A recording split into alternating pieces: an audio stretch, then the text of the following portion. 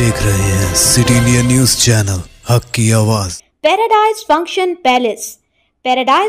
Palace महबूब नगर కిరాతకుడు అంటే ఇవాళ ఏం చేసిండు ఎరికేనా ఎప్పుడన్నా వాన పడితే ఇట్లనే 1908లో ఈ రోజు కాదు 1908 అంటే 117 ఏళ్ల కిందట హైదరాబాద్కు వరదలు వచ్చినాయి మూసీలో. అప్పుడు నిజాం ఉండే.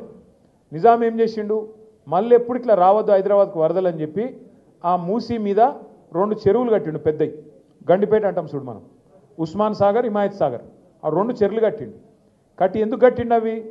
బ్యాలెన్సింగ్ రిజర్వాయర్లు అంటారు వాటిని. పైకి వెళ్ళి వరద వచ్చినా అందులో ఆపుకొని నీళ్ళు ఆపుకొని కిందికి మెల్లమెల్లగా ఇడ్చుకుంటూ పోతే కిందికి సిటీ మునగది.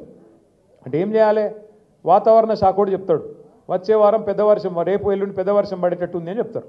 చెప్తే ఏం చేయాలి గవర్నమెంటు? ముందు ఆ చెరువు మొత్తం ఖాళీ చేయాలి, సగమన్నా ఖాళీ చేయాలి. దబ్బన వర్షం పడితే కూడా పైకి వెళ్ళి నీళ్ళు వస్తే కూడా సిటీ మునిగిపోకుండా కింద పేదోళ్ళకి ఇబ్బంది కాకుండా ఆ చెరువుల నీళ్ళు ఆపుకుంటాం. ఒక్కొక్క గేట్ ఎత్తి కిందికి మెల్లమెల్లగా ఎత్తిమినాన్గా కిందికి నీళ్ళు ఇడిచిపెడతాం. ఎవడైనా చేసేది కదే. అది అయినా ప్రభుత్వాలు కూడా అధికారులు చేయాలి.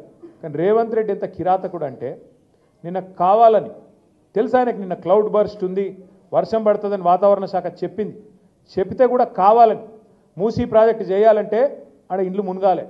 నేను అనుకున్నట్టు మూసీలో 1,50,000 కోట్లు కొల్లగొట్టాలంటే వీళ్ళని ముంచాలని చెప్పి చెరువు ఖాళీ చేయకుండా కావాలని అట్లనే నింపిపెట్టి ఇవాళ ఎగ్దం ఒకటేసారి 15 గేట్లు ఎత్తిండ్రు. ఎత్తవరకు ఏమైంది? ఇలా ఇమ్లీబాన్ బస్ స్టాండ్ మొత్తం మునిగిపోయింది. మొట్టమొదటిసారి చరిత్రలో ఇమ్లీబాన్ బస్ స్టాండ్లకు ఎప్పుడైనా నీళ్ళు వచ్చినాయి? ఇదివరకు మనం పోలేదా? ఇమ్లీబాన్ బస్ స్టాండ్ చూడలేదు ఇదివరకు. ఇవాళ అది కూడా మునిగింది. ఎందుకు? ఒక్కటే కారణం. ఏం చెప్పదలుచుకున్నాడు రేవంత్ రెడ్డి?